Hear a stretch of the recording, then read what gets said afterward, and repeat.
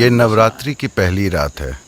ये रात और ये दिन, ये आने वाला दिन ईश्वर की स्त्री प्रकृति को समर्पित है। Durga,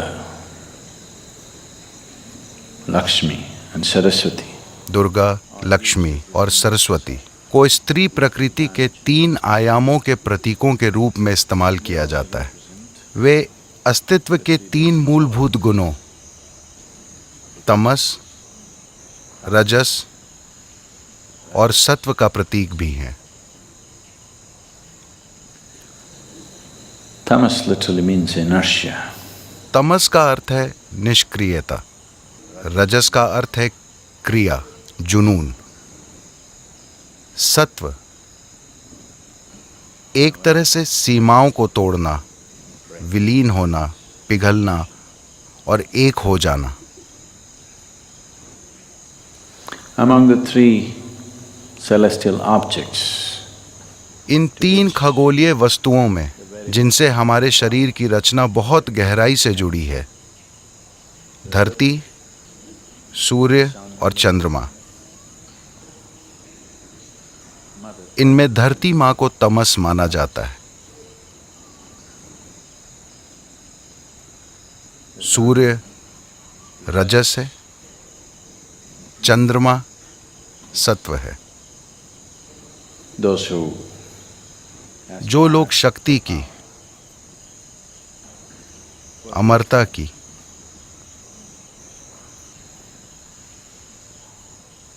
ताकत की इच्छा करते हैं, they will worship वे स्त्री प्रकृति के उन रूपों की पूजा करते हैं जिन्हें तमस कहा जाता है, जैसे काली या धरती माता। those who aspire for wealth. जो लोग धन दौलत की, जुनून की, जीवन की And various other. और भौतिक दुनिया के तमाम दूसरे उपहारों की इच्छा करते हैं, वे कुदरती तौर पर स्त्री प्रकृति के उस रूप की कामना करते हैं जिसे लक्ष्मी कहा जाता है या सूर्य।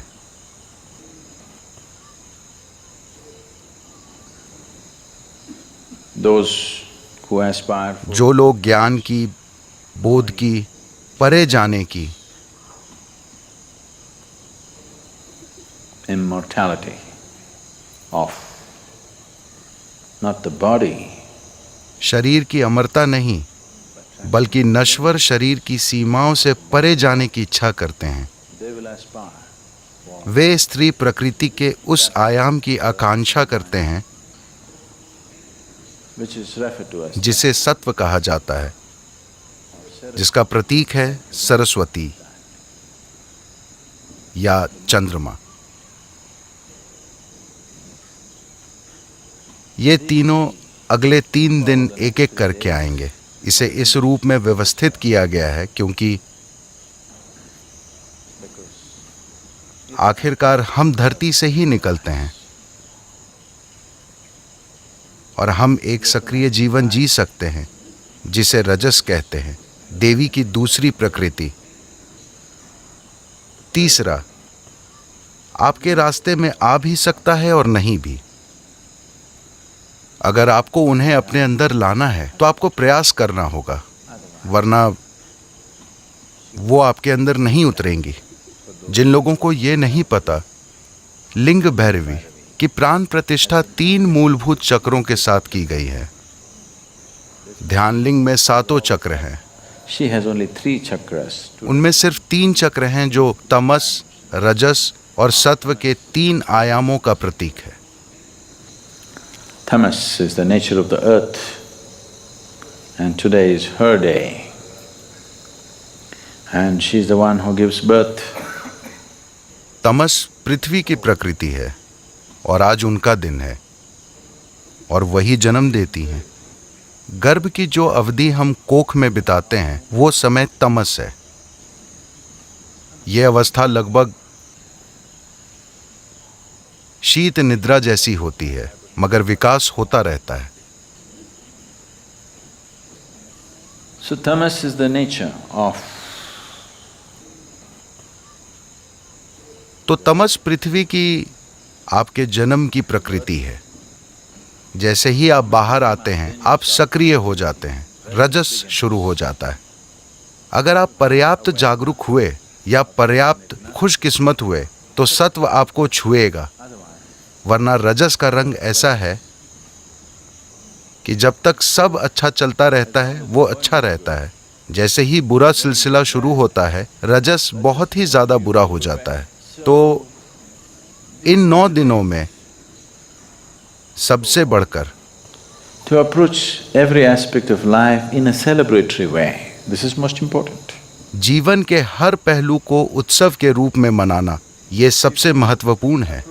अगर आप हर चीज को उत्सव के रूप में लेते हैं तो आप जीवन को लेकर गंभीर ना होते हुए भी पूरी तरह जुड़े होना सीख लेते हैं। अभी ज्यादातर इंसानों के साथ समस्या ये है कि अगर उन्हें कोई चीज महत्वपूर्ण लगती है तो वे उसे लेकर बहुत गंभीर हो जाएंगे। अगर उन्हें लगता है कि वो उतना महत्वपूर्ण नहीं है तो वे उसे लेकर लापरवाह हो जाएंगे, उसमें जरूरी भागीदारी नहीं दिखाएंगे। ये सही तरीका नहीं है। सही रास्ता, जीवन का रहस्य बस यही है, Seeing everything हर चीज को बिना गंभीर हुए देखना, मगर पूरी तरह जुड़े रहना, किसी खेल की तरह। यही वजह है कि जीवन के सबसे गहन पहलुओं का उत्सव मनाया जाता है, ताकि आप उसे चूके नहीं। अगर आप गंभीर हैं, तमिल भाषा में या अंग्रेजी में भी, वो बहुत गंभीर स्थिति में है का मतलब आपको पता है कि अगला कदम किधर होता है। और ढेर सारे लोग गंभीर स्थिति में हैं। उनके साथ सिर्फ एक ही चीज होती है जिसकी कोई अहमियत है, बाकी चीजें उनसे कतरा कर निकल जाएंगी, क्योंकि जिस चीज को वे गंभीर नहीं मानते वे उसमें भागीदारी और समर्पण नहीं दिखा पाते। सारी समस्या बस यही है। तो आज वो दिन है, आप धरती पर बैठे हैं, आपको बस उनके साथ एक होकर रहना सीखना चाहिए। आप वैसे भी उनका एक हिस्सा हैं। जब उनकी मर्जी होती है केवल तभी वे आपको निकालती हैं, जब वे चाहेंगी वो आपको खींच लेंगी। तो जो पूरी तरह निष्क्रियता थी वो गतिशील रजस बन गई है। ये जीवन शायद सभी सीमाओं के परे चले जाए या शायद उसी चीज में वापस चले जाए। दुर्गा लक्ष्मी, सरस्वती कभी नहीं हुई।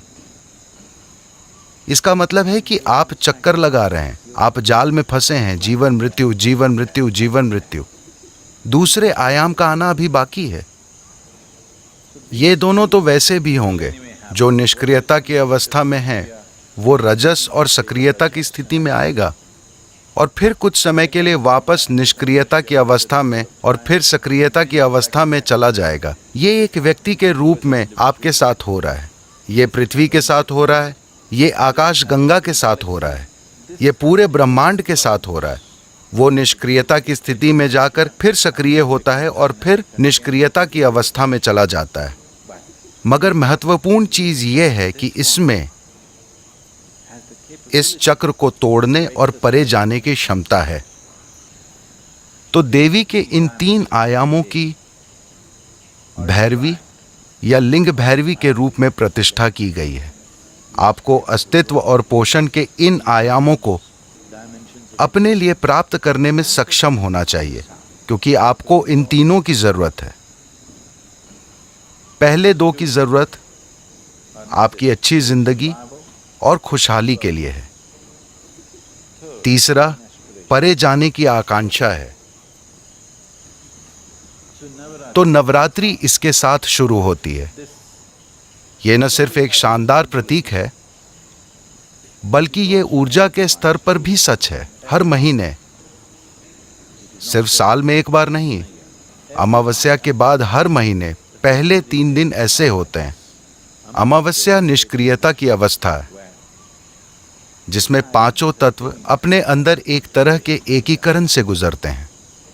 अगला दिन हल्की निष्क्रियता का होता है, फिर वो सक्रिय होता है। इसके बाद परे जाने की गुंजाइश होती है।